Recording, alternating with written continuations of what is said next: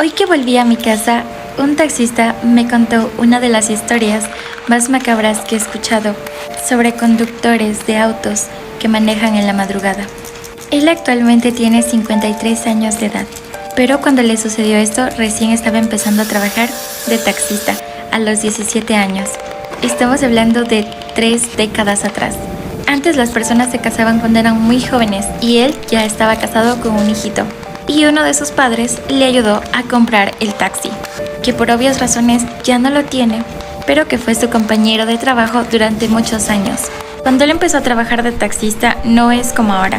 Antes las personas debían salir del terminal de la ciudad de Loja e irse en carros, trasladarse a otros pueblitos. Y esto le pasó con uno de sus clientes cuando iba a Cariamanga. Él se acostumbró en el día a trabajar dentro de la ciudad y por las noches a las afueras, porque le resultaba mucho mejor irse por carretera toda la noche y ganar una carrera de unos, $15-20 a trabajar todo el día y a veces solo ganar $10. Él tenía un lugar estratégico donde pararse, porque él ya hizo su clientela. Entonces, él salía a las 4 de la mañana y se quedaba estacionado ahí, hasta que las personas de la ciudad de Loja fueran al punto de encuentro, que es actualmente en mi ciudad, donde hay un letrero gigante y una taza de café. Bueno, él se paraba al frente. Él recuerda que ese día fue más pronto porque tuvo una discusión con sus suegros y como para no tener más problemas decidió irse.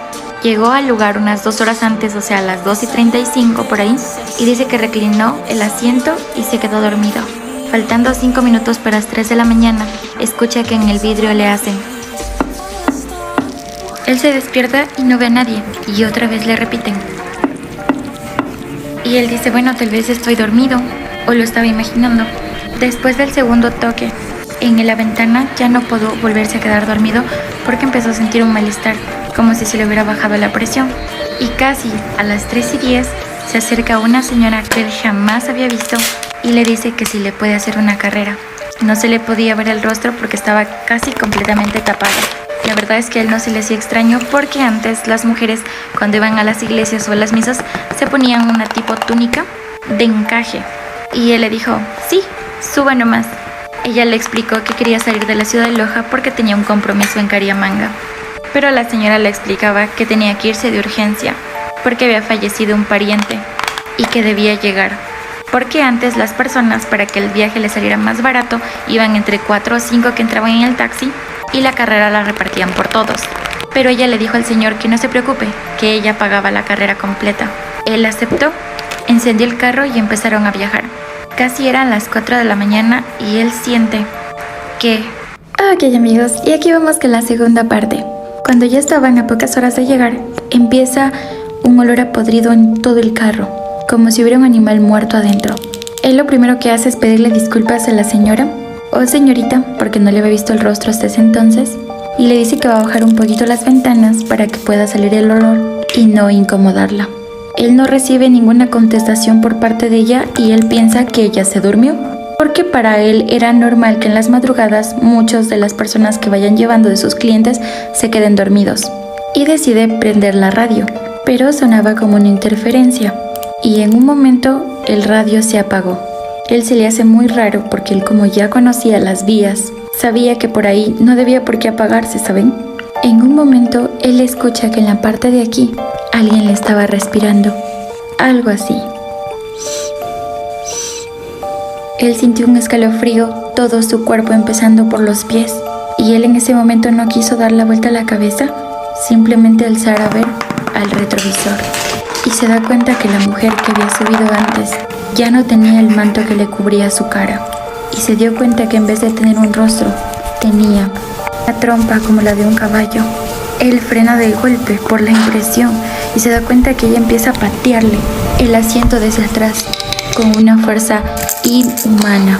Y empieza esa mujer a relinchar. Él trata de salir del auto, pero se da cuenta que estaba trancada la puerta. Y lo único que él hace es empezar a rezar y a tratar de respirar. Hay un silencio de 1 minuto que parecía una eternidad. Él abre con miedo los ojos y se da cuenta que ya no había nadie. Trata de encender el carro y se da cuenta que no puede partir. Se baja y ahora misteriosamente la puerta sí se podría abrir. Y cuando va a revisar el motor, Se da cuenta que de una parte de la carretera donde había monte sale la misma mujer que estaba ahí, sentada atrás de él, pero esta vez caminaba en 4 patas. Tenía el cuerpo de una mujer, pero la cara era como de un animal. Se abalanza sobre él y le muerde esta parte de la pierna. Ahora les voy a mostrar.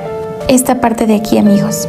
Le muerde tan fuerte que le arranca y él se queda ahí desangrándose. Y él por el dolor pierde la conciencia, pero antes de desmayarse podía ver cómo esa cosa o demonio se perdía justo en esa esquina. Y esto es importante porque cuando llegan a rescatarlo ya en la madrugada, un carro que estaba pasando se detiene viendo que él está en el suelo con mucha sangre a su alrededor y le pregunta qué sucedió. Él, para que no lo tomen de loco, les dice que por favor le crean, y los señores en ese momento ni siquiera hicieron otra pregunta, lo subieron en otro carro y lo llevaron al pueblo más cercano de Cariamanga, en donde un chamán, o conocido también como brujo,